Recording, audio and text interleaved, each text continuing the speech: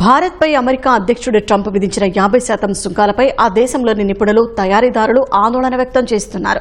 భారత్పై ట్రంప్ విధించిన టారిఫ్లు మిస్ఫైర్ అయి అమెరికాకి నష్టం కలిగించే ప్రమాదం ఉందని హెచ్చరించారు. విశ్వసనీయమైన మిత్రదేశం భారత్తో సంబంధాలను దెబ్బతీసే ప్రమాదముందన్నారు. భారత్పై ట్రంప్ చర్య స్వీయ వినాశకరమైందని మరికొందరు నిపుణులు హెచ్చరించారు.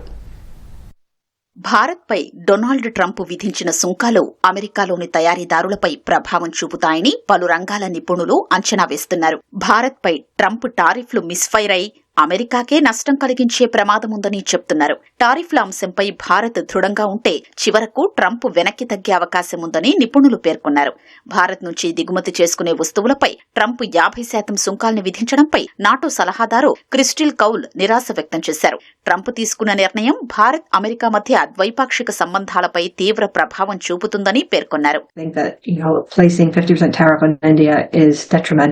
To not just trade between the two countries, but just the overall relationship, which has taken so many years to cultivate and build, especially since the U.S.-India nuclear deal, and it's one that's been really fragile. And that I think, former President Clinton, Obama, and Biden worked really hard to strengthen, and this is really creating a lot of mistrust, I think, with the Indian government.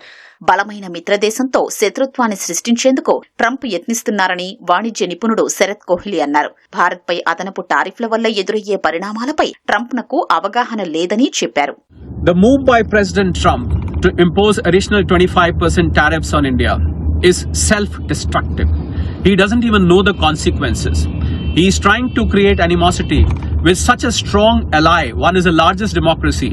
One is the oldest democracy. India and America were natural allies. I think he's forgetting the fact that American people basically depend on India as far as their technology is concerned, as far as their medical sector is concerned.